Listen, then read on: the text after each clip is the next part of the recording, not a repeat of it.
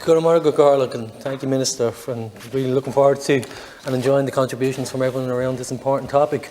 Science and research shape our modern world and its future more than any other profession or area of study. Scientific progress can be a matter of life and death for those suffering from disease in their pursuit of those living in poverty and those plagued by a lack of natural resources, just as it can open opportunities to improve quality of life for all. The kinds of scientific endeavour we commit to mirror who we are as a society. How we prioritise research echoes what we want our future to be like, what wrongs we wish to right.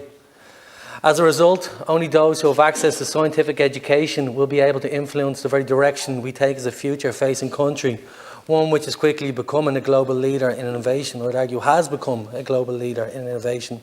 Ireland's diversity is a point of national pride, and we must ensure that diversity is reflected in how we work towards a better future or risk leaving groups behind who do not traditionally have a seat at the table in relation to masters, PhDs, or who gets to partake in the research that we'll rely on.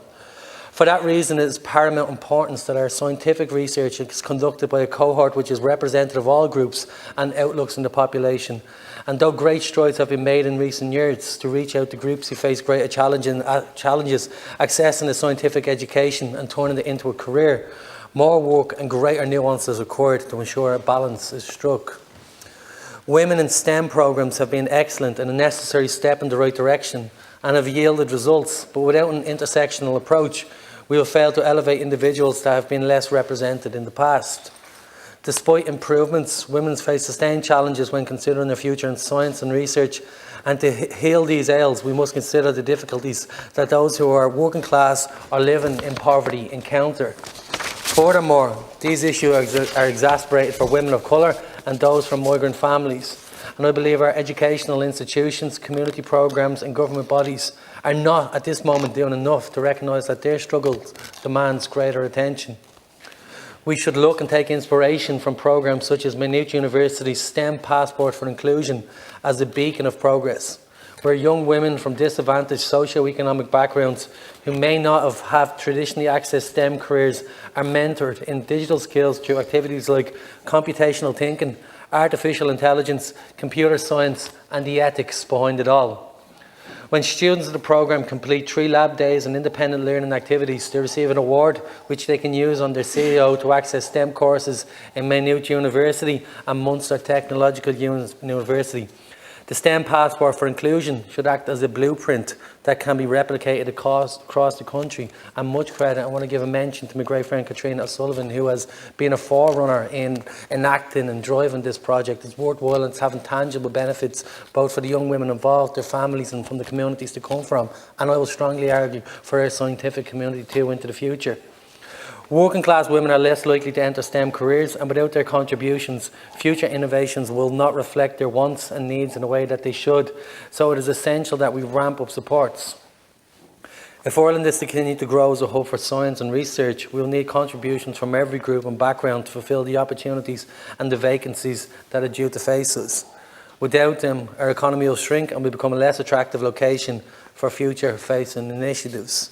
In the brief time I have left, I'd also like to express my solidarity with those who have been laid off in the past few weeks, and those who find themselves sitting in precarious circumstances in tech companies, and those who continue to fear for their jobs as a consequence of billionaires who are behaving in a manner that I think we'd all agree is unethical. It's important to realise that technological progress can't always benefit society if it's laid in the hands of individual oligarchs. We have recently seen how one billionaire can acquire a company indiscriminately for many of its core staff, and now the platform is at risk of violating regulatory orders and putting its users at risk. It is for this very reason that it's essential for inclusion of all groups in STEM. We must democratise the tech industry to ensure that everyone's voices are heard, to avoid the tyranny of the reckless egos that we're seeing today. We have seen automation and technology increase the possibility and the precariousness of people in employment before, and it's no coincidence, or actually we'll probably see parallels along the docklands today, where these same people who work in tech economies are fearing for their jobs. 50 years ago, people along the docklands were losing their jobs to containerisation and a form of technological advancement that left communities behind. We must ensure that as we increase in our technological capabilities, as the prospect of artificial intelligence becomes more real, that we don't leave entire swathes of communities and people behind. We need to get clever in terms of how we invest and more socially investment in society. As we move forward, we must always ask ourselves, how will this affect workers' rights, for example?